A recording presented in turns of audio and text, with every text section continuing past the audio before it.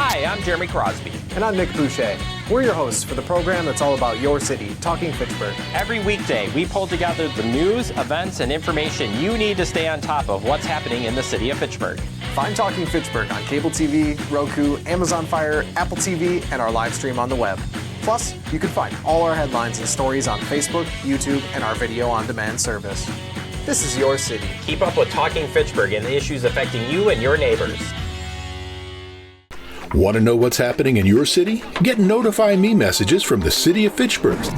Visit fitchburgwi.gov on your computer or mobile device and select the big Notify Me button on the left. Enter your email and/or phone number, whichever is best for you to get notifications.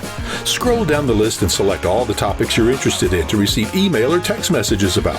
You'll be notified every time one of your topics is updated. Sign up for Notify Me, one more way to keep up with your Fitchburg government.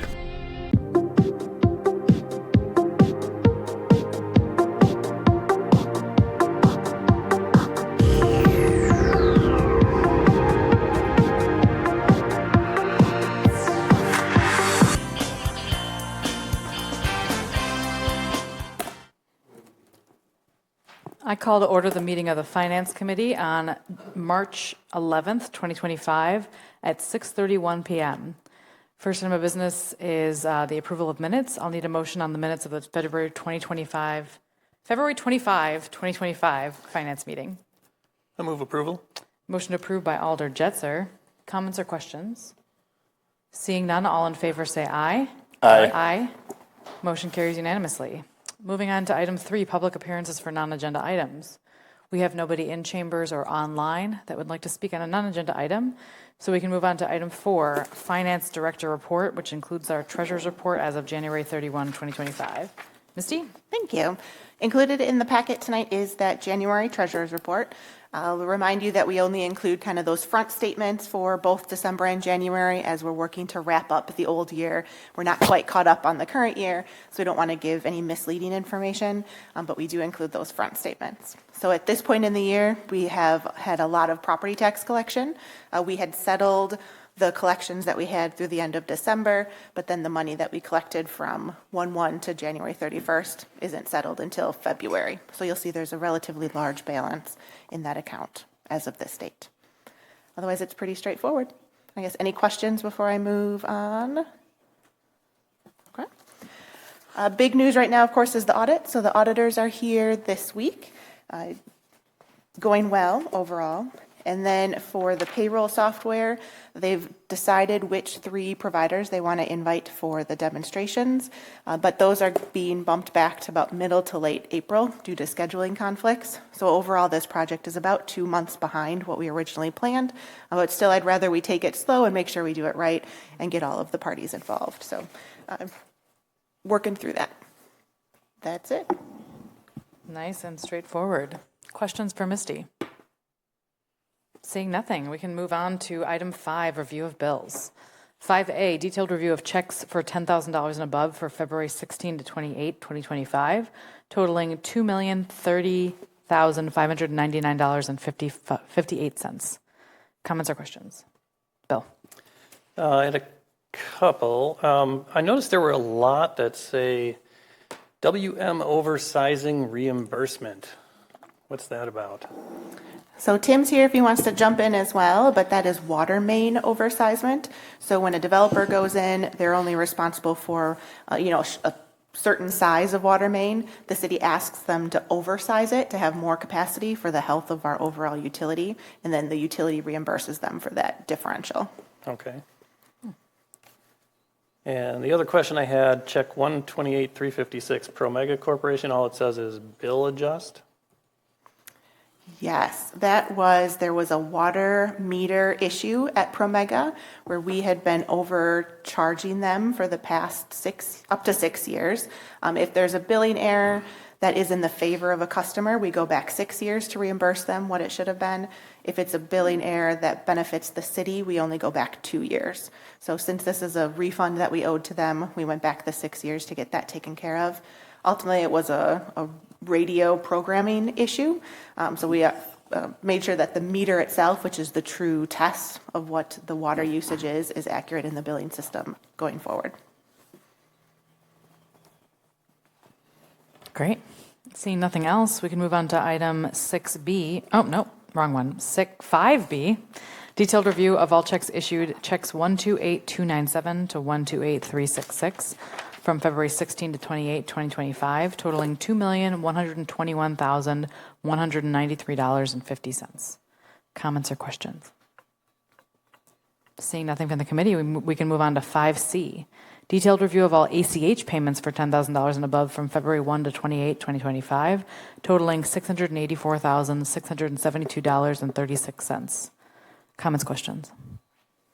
Moving on to 5D, detailed review of all ACH payments from February 1 to 28, 2025, totaling $690,685.32. Anything from the committee?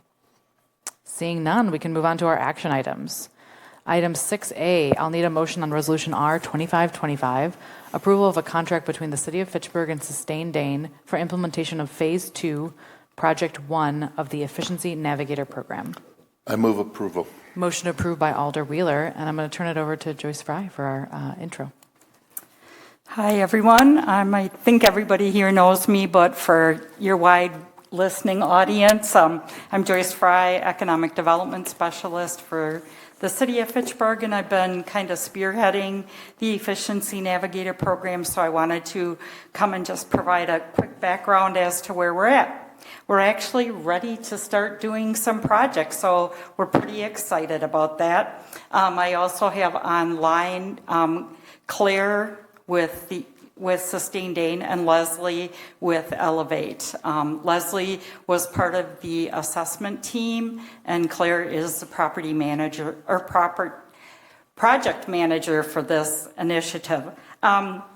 So we are ready to start doing the first round. We've decided to split the implementation into two projects. Project 1 is what I would say some of the more, the projects that don't require investigating rebates and things like that. And Project 2 will be some of the larger,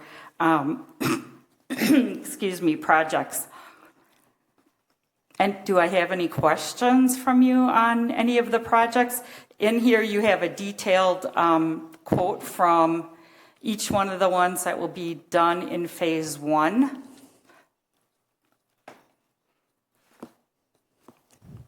Questions from the committee? Comment, I just like the program. Yeah. Great, thank you. We do too.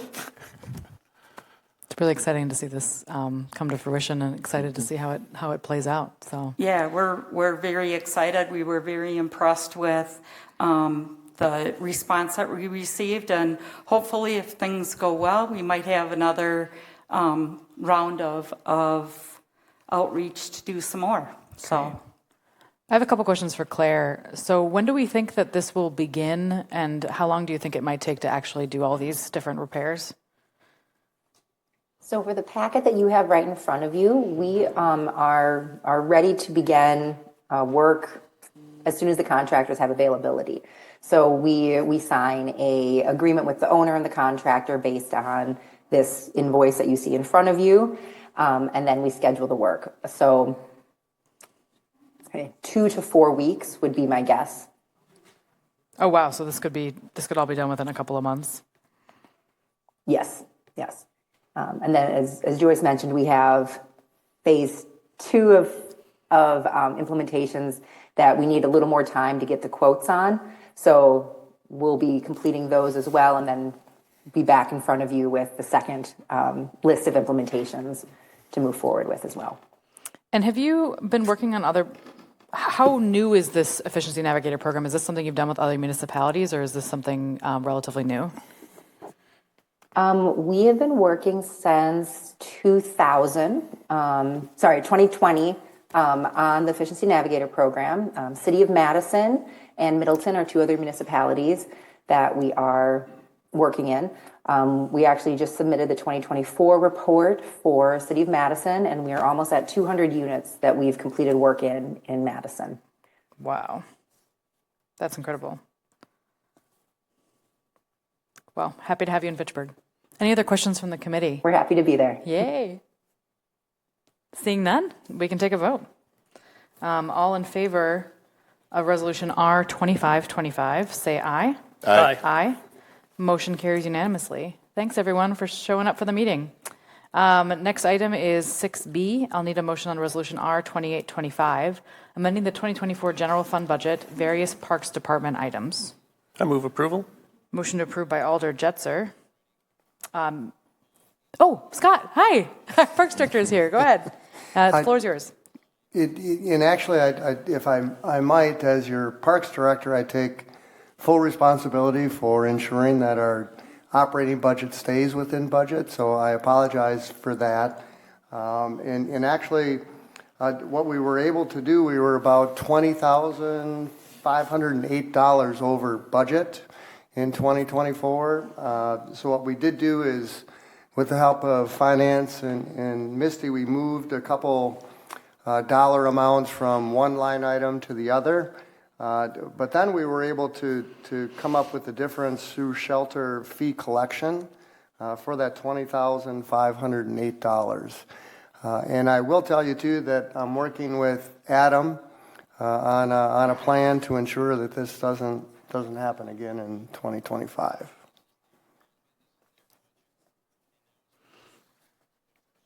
Any questions from the committee?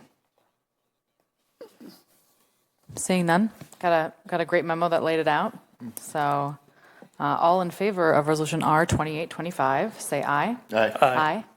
Motion carries unanimously. Thanks, Scott. Next item, 6C. I'll need a motion on Resolution R4425, approving 2025 Parks vehicle replacements. I move approval. Motion to approve by Alder Wheeler. Tim, are you taking this one? Yes, I can take this one. Thanks, Tim. The 2025 Parks Equipment Replacement CIP includes $261,407 for vehicle and equipment replacements. The Parks 2002 Dodge Dakota and 2011 GMC 3500 trucks are due for replacement. Staff obtained a state bid quote from Ewald Automotive for a 2025 Ford Lightning costing $45,933 and a 2025 Ford F-350 costing $47,910. The cost of both trucks combined total $93,843. We're looking for council to approve the purchase of both the 2025 Ford F-350 and the 2025 Ford Lightning from Ewald Automotive for a total cost of $93,843.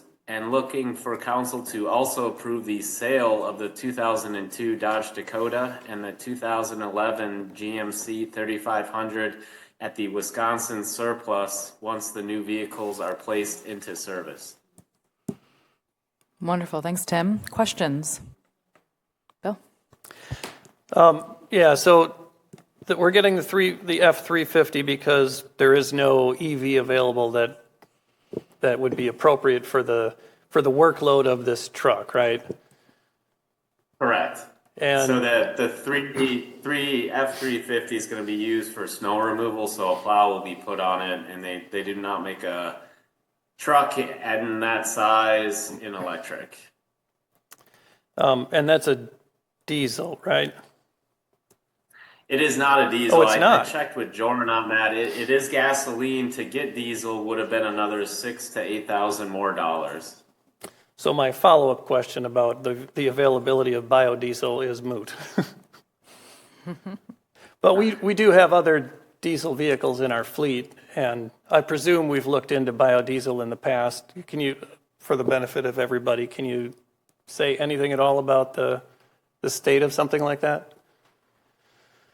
As far as the biodiesel, I'm not quite sure, but we do have diesel vehicles within our fleet. Okay.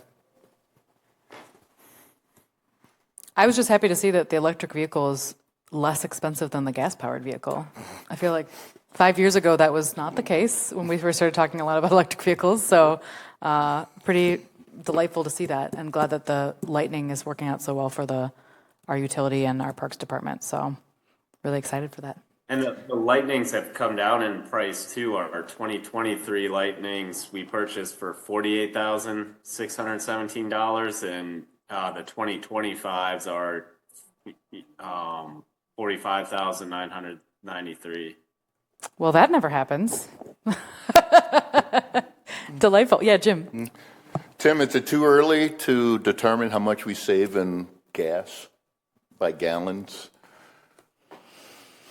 Yeah, we are monitoring that. The Ford Chargers have software to do that. I know Phil, I'm not quite sure if he's gotten into the numbers yet on the two Lightnings we do have, but that is something we will be tracking.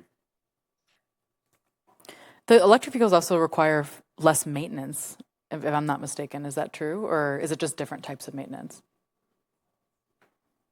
Obviously, a lot more electrical parts, but yeah, mechanically, a lot less maintenance. Great. Seeing no other questions, we can take it to a vote. All in favor of resolution R4425, say aye. Aye. Aye. Motion carries unanimously. Next item. Thanks, Tim. Next item is 6D. I'll need a motion on resolution R5125, ratifying the 2025 to 2027 collective bargaining agreement with WPPA. I move approval. Motion to approve by Alder Jetzer. And Chad? Good evening. I'll cover this one. The city and the professional police union representing the Fitchburg Police Department represented employees began negotiating a successor contract agreement last fall. The negotiating team from the city consisted of the mayor, labor council, city administrator, human resources director, finance director, and elected representatives from our finance and personnel committees. Ultimately, we were able to reach tentative agreement on a successor contract, which would cover the years 2025 through 2027. The Police Association ratified that contract on February 19th, and there are some language changes within the contract, which are all highlighted in the council packet in a track changes version. But the bulk of the changes result in a transition to a PTO or paid time off bank, much like all of the non-represented employees have transitioned to, placing the existing Wellness Day memorandum of understanding into the contract, and replacing the current longevity bonus with a longevity-based pay structure, which would be applied as a percentage on the base rate based upon the length of service as a police officer to the city of Fitchburg. Any questions? Questions from the committee? Bill? So section 17.05 talks about arbitration, and it used to say a panel of 5. Now it just says a panel with an odd number of arbitrators. Everybody okay if that number is just 1? So that was changed largely based upon the experience of finding arbitrators now. Apparently it's becoming more and more difficult, so 5 was not likely to be a very achievable number. So between our Labor Council and the union's representation, they recommended jointly that an odd number would be fine. Even if it's just 1? Okay. Yep. Some overtime stuff in section 19.01. Employees will be paid 1.5 times their straight pay, not for hours worked, but hours paid in excess of 8 hours, and then double time for hours worked in excess of 13 hours. So do you want to, I guess I'm not sure what that, is that just to allow overtime if they happen to get called in while they're on PTO? Which section are you on again? 19.01.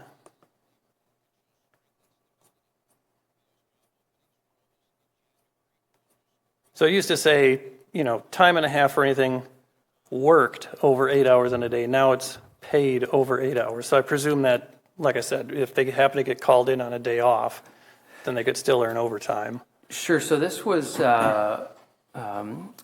language that now that's being incorporated that was cleaned up through an interpretation issue. This language now reflects the practice that has been done for basically the last 20 plus years. And what had happened that created some of the red line version in this particular section was there'd been a change in our payroll person who interpreted things a bit differently than the last payroll person. And correct me if I've got this wrong, Misty. My memory is, getting a little jumbled. But ultimately, the interpretation previously over the last 2 decades or so was interpreted differently by the new payroll person through no fault of their own. And ultimately, we wanted to make sure that there was no change to the practice. And this is the resulting language that captures what had been done. The only thing I would add, if I may, is that there was an MOU that was approved either last year or the year before that made those changes originally. And then this contract just codifies that MOU. So it's part of the contract now instead of being a kind of a standalone document. Okay. Thank you for reminding me that there was an MOU on this. Your memory is better than mine. And then, so time and a half after 8 hours paid in a day, but double time only after 13 hours worked. Is that distinction supposed to be there? Yes, that is there, and that's for a situation that if, for whatever reason, say a police officer utilized benefit time to take off the first half of their shift, for instance, due to a personal commitment of some sort, then that first 4 hours, since it was personal time off or paid time off, would not count as hours worked in that double time calculation. Okay. So you need to physically be here and present for 13 hours in order to get the double time. Okay. And I had one more question on the clothing allowance. It looked like the wording made it seem like there's a clothing allowance when you initially hire an officer, but then there was something later on, a section that was deleted that says if you've been with us for 3 or more years, you can use your clothing allowance for X, Y, or Z. Can you? What's the schedule for the clothing? Hey, I'm just looking for the section. So basically, my recollection is, while I'm looking for this, it's 22.01, and then the deleted section was 22.04.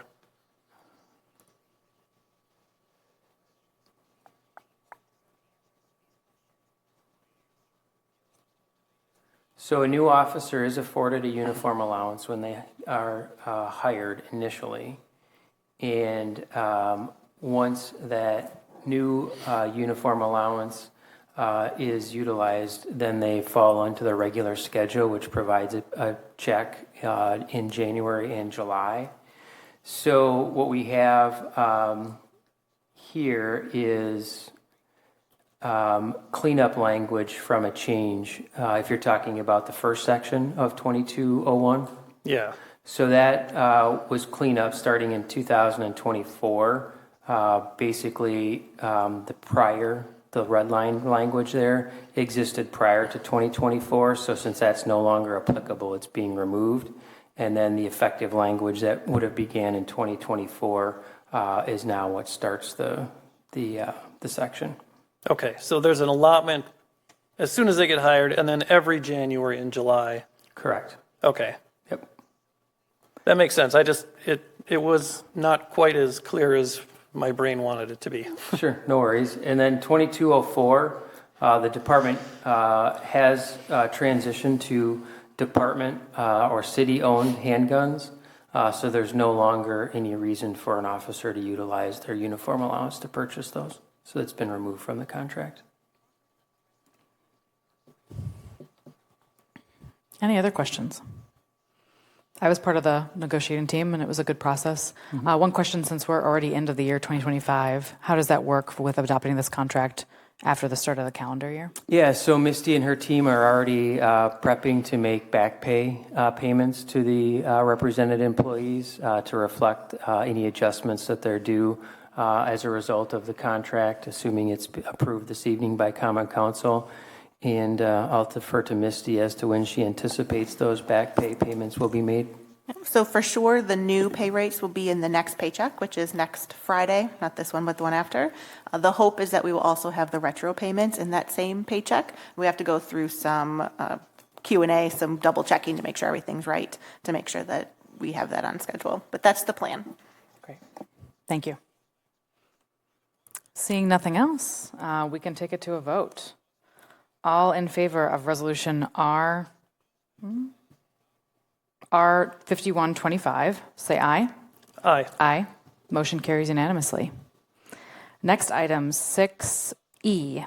I'll need a motion on resolution R5625, amending the 2025 budget for various funds, 2024 carryovers, and this is a direct referral. I move approval.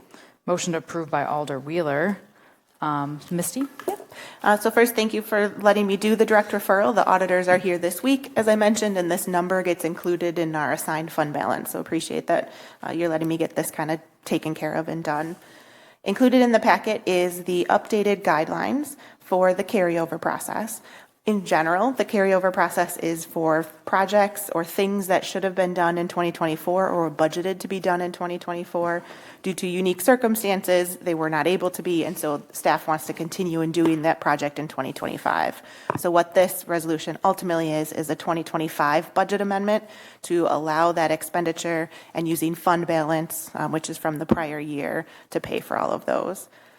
One piece I wanted to point out is in the guidelines, we did add an additional eligible item for carryover, which is intended to help our future budget processes.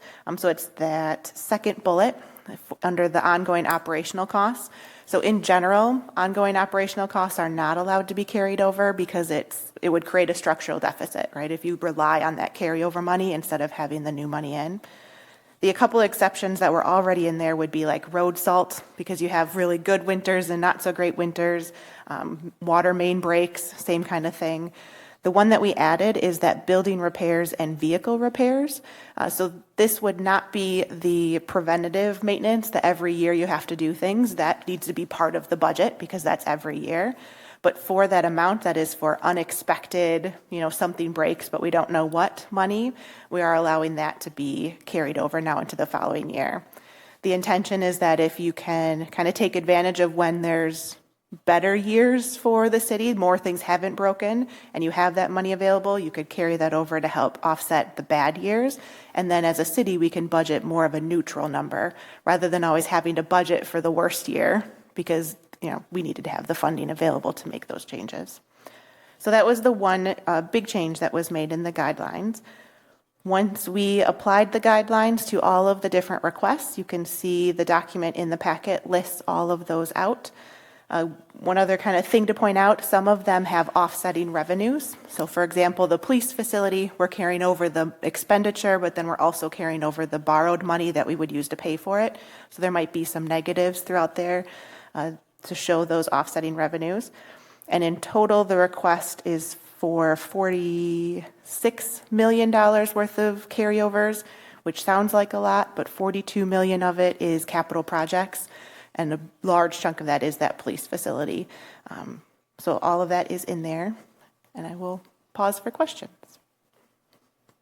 Bill? Explain how the unused contingency funds are specific enough to carry over. Yep, so that's another one that's specifically allowed in the carryover guidelines. So it is, it's the last bullet. Yeah, I saw the bullet point. I guess, what is that just there so that we have to do fewer budget amendments, or how's that going to work? Yeah, so the city only puts aside $12,500, I think it is, in undesignated contingency. We haven't been spending that lately because we've had other ways that we can kind of absorb things. And so we want to be able to carry that over each year so that if something worse does happen and we need more funding available, it looks better if we take it from this undesignated contingency versus fund balance. So it puts some sort of a cap on it. Okay, I did have one more question. It said in there, this is to be used sparingly. What sort of a definition or, what's the threshold here for where we should be concerned? Yeah, and so that's exactly why we talk about project specifics and how I was talking before about the avoiding structural deficits and things like that. That's kind of that sparingly comment. We don't want to just carry over when we have extra training and money available because we want to, do more the next time. That type of thing could create that structural deficit and not something that we would want to participate in. But capital projects 100% make sense from a finance perspective and from a Moody's perspective to carry those over. And then these other kind of exceptions that we've authorized have all made sense within those best practices. Okay, so as a general rule, if it's a large capital project, there's nothing problem to worry about, and that's 85-90% of what we're talking about here. Exactly. Yep. And that's expected, right? So the police facility, we budget Right. for it in 1 year so that I can sign a contract to actually spend the money, but we're not going to build that facility in 1 year. So it's not only is it normal, it's also expected that those large carryovers would have to happen. One question for me. So the replacement funds that we have, is that allocated like within the general fund, or how do those funds work, or is that part of these carryovers? That is part of these carryovers as well. So we have the capital replacement funds, which are probably the ones you're talking about. We also have small equipment replacement funds in a couple of departments on the general fund side for operating purposes, both of which would be included in these carryover requests. Because we set aside basically the depreciation of those assets each year, and we'll spend it when the thing needs to be replaced. So yes, we'll carry over that amount so that it's available when it's needed. Got it. Seeing no other questions, we can take it to a vote. All in favor of Resolution R5625, say aye. Aye. Aye. Motion carries unanimously. Next item is 6F. I'll need a motion on Resolution R5725, authorizing legal services in defense of Hy-Vee Inc. excessive tax assessment lawsuit, and this is a direct referral. I move approval. Motion to approve by Alder Jetzer. Misty? Yeah, this is the third, I'll say, round of assessment claims with this property owner. The last couple of rounds, we never actually got to the court point before it was dismissed, but this one is a new case for the 2024 assessment year. So we're getting approval to hire our attorney, which has expertise in this area, has been very successful for the city in this area, and then also any other experts that might be needed during this process. So one unique item about this resolution is that if it's approved as is, you are allowing staff to redirect some of this $180,000 towards those experts without coming back through council. So we have authority for the 180. Let's say we need to hire an expert for 50 because it's more than the 25,000 usually it would come to council. But this resolution gives us the permission to do that administratively. The funding for it is all coming out of the TID closure fund. So the original claim that kind of started all of these was when it was in TID 6, which has since closed. But we had in the investment plan and then carried over as part of that fund $110,000 to pay for this type of litigation for this particular property. It is a little bit more than what that amount is, but we are expecting to get another distribution from TID 6 because the old case was dismissed, which will be able to cover the whole amount. So is this just going to happen for every year, forever? I mean, hopefully not. I just feel like I see this resolution happen so many times. I feel like having deja vu like every. I was going to ask, few how many months. times can they do this before they're just deemed like frivolous lawsuits and we don't have to deal with them anymore? Or can they just do this all the time? They have the right to. So the city attorney will be at the council meeting. That could be a great question for her, but I suspect it's part of their due process with the assessment process that they may be able to do it for each year. They have the right to do it, yeah. Yes, that would be my assessment, no pun intended, as well, that each tax year is considered a different year. So if they feel that their valuation is excessive in any given tax year, then they would have the ability to contest that. Fascinating. All right, seeing nothing else, we can take it to a vote. All in favor of Resolution R5725, say aye. Aye. Aye. Motion carries unanimously. Next item is 6G. I'll need a motion on resolution R5925, directing staff to negotiate a deferred loan for the Uptown Hills Workforce Housing Development. And this is a direct referral. I move approval. Motion to approve by Alder Wheeler. And who, it looks like, start with Greg? I'll kick it off. Oh, start with first. Mike. Yeah. Go ahead, okay. Mike. Thank you, Chair Gerhard. We're excited to be with you tonight. Mike Zimmerman, Economic Development Director, and we've been working with North Point Development 2 Corporation and Dream Lane Real Estate on a townhome workforce housing development at 5708 or 5078 Haight Farms Road. And this is a priority that was identified in our 2019 housing plan to bring more workforce housing units and especially family-sized units. So we've been working with both Sean O'Brien and Lane Manning, who are the partners that represent North Point and Dream Lane. They're participating tonight via Zoom, and they can provide kind of just a quick overview maybe of the project. And then we have our financial advisor, Greg Johnson from Ellers. You've got the analysis from them in their packet, and we're looking at providing the final gap for this project at $330,000 with a deferred loan that we would be structuring, and we're asking for the council to provide that direction to finalize the terms and work on the development agreement with the partners and with our city attorney. And I'll turn it over to Sean and to Lane. Hey everyone, my name is Sean O'Brien with North Point Development, and Lane's joining me from Dream Lane. And we're currently working on a project. In fact, we've been working on this project for a few years now, where we would bring 24 units of workforce housing, all 3-bedroom size, anywhere between 2 to 2.5 bathrooms, to the city of Fitchburg. In that time that we've been working on this project, we've been trying to pull together our capital stack. In these workforce housing developments, you would typically see, a first mortgage, which we have secured a commitment from WIDA, and then we would, ask WIDA for tax credits to help pay for some of the capital costs. WIDA has also provided tax credits for this project, and so once we have the first mortgage and the tax credits, we look to kind of fill the financial gap, as they say, which is, the difference between what the project costs and, what we can kind of carry between those two sources. In the time that we've been working on this project, we have secured a significant amount of other soft gap sources, including $2 million from the Federal Home Loan Bank through their AHP fund. And then we also secured a $960,000 loan through the Dane County Affordable Housing Development Fund. And then lastly, a $200,000 loan through the Dane County Home Program. And so as we are getting closer to closing and starting construction, which hopefully will occur in the next few months, we're looking for kind of that last piece, so that last financial piece to plug our financial gap. A little bit more about the project. We do build high quality homes, sustainable homes.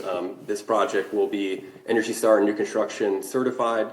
And we also will get a Wisconsin Rebuilt Homes certification. We'll also have an EPA Indoor Air Plus certification. With all of those, things that comes with, extra insulation. These units are highly efficient, helps kind of reduce the utility costs on a, annual basis for both us and the tenants as well. And so we're excited to kind of talk about, possibly using some affordable housing funds through the city in this capacity, and we're here to answer any questions. Thanks, Sean. Anything else from your other colleague on the line? No, just please help. Great. Trying to get to the end of it, trying to get this thing done and get my first project in Fitchburg started, so would appreciate your consideration. Awesome. Does Greg want to share as well, or? I think he's here for questions, unless, Greg, if you wanted to give a high-level overview. Yeah, I think as was mentioned, really the assistance that's being provided for this project is the amount of $330,000. It's coming through a deferred loan, the funding for that will be provided from the Affordable Housing Extension Funds, which is from prior TIC closures and money set aside for projects such as this. That'll be repaid at 2% interest. So that's the funding mechanism for this project.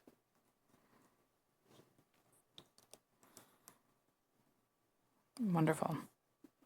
Questions from the committee?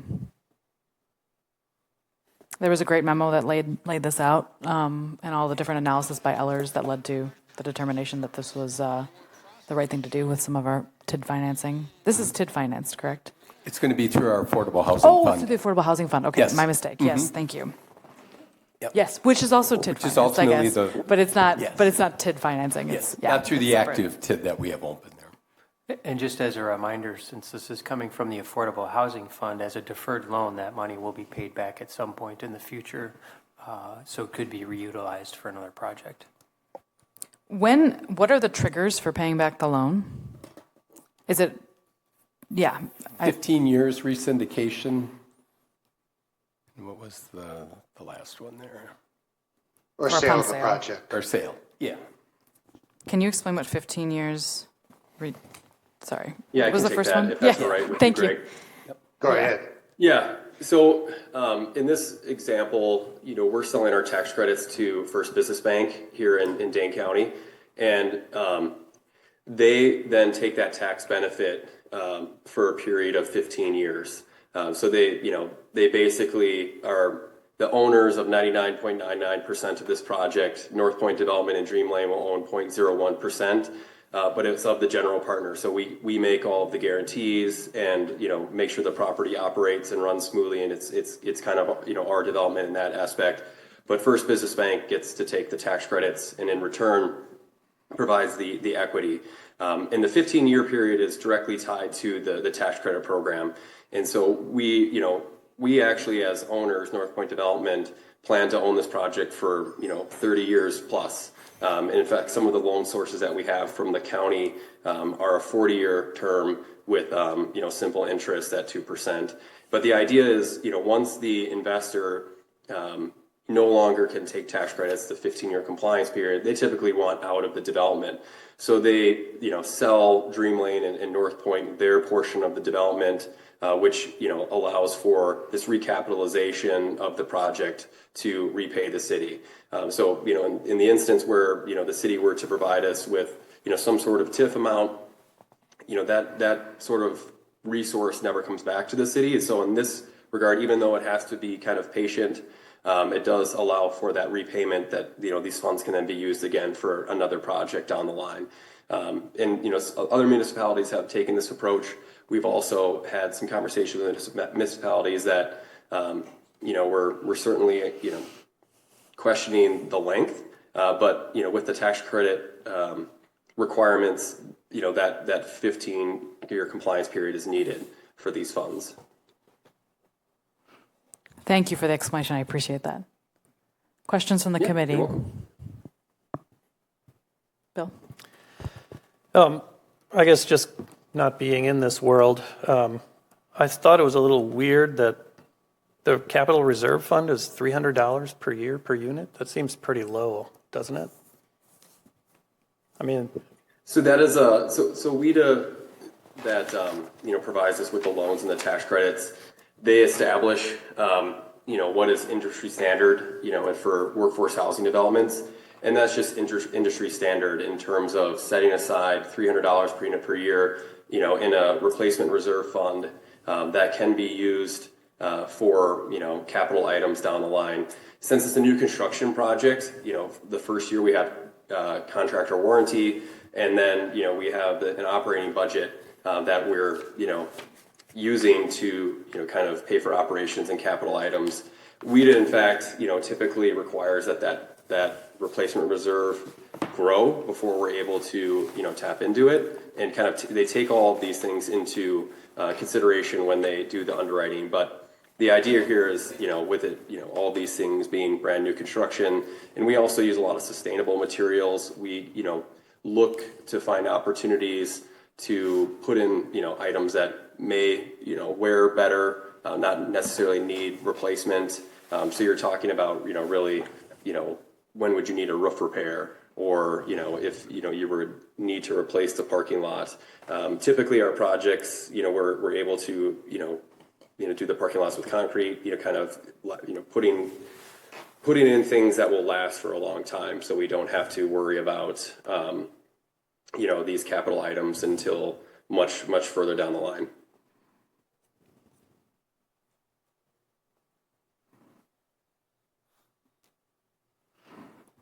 All right. Seeing no other questions. Oh, I guess I do have one more question. What is the construction timeline looking like on this project, assuming that all this financing goes through? Well, it should be about a 10-month construction period, maybe 11 months. And, really the linchpin of all of this is the sewer interceptor that is going to be installed by the city. And so we're hoping that we time this out appropriately so that that sewer interceptor is there and we can connect right to it. But that could be the only wild card. But this is a smaller project, 24 units. Typically, if we were building a larger apartment building, you'd see a 13 and a half month construction schedule. But this should take about 10 months to construct. And would that happen like as soon as later this year, or we're looking at 2026 for construction? Yeah, the goal is to start construction in May. In May or mid-May. So we're really close. We have our approvals in with the city to work through permits, and this is kind of like the last piece of it. All the other financing that I mentioned is already committed, and the biggest pieces with that would always be the tax credit investor piece. All of that is committed in the project, and we're actually starting our closing calls with our investor and our lender partners here in the next couple of weeks. So we're kind of, trying to move this thing forward so we can get a shovel in the ground. And really, we kind of brought you, quote unquote, a shovel-ready project, and kind of taking the approach of, okay, well, let's get closer to the finish line so we can identify the gap and, have the city kind of support the project in that fashion, versus, approaching the city maybe 2 years ago when we started. So we did take the approach of, finding all the other sources first, and kind of, coming here with a project that's ready to go.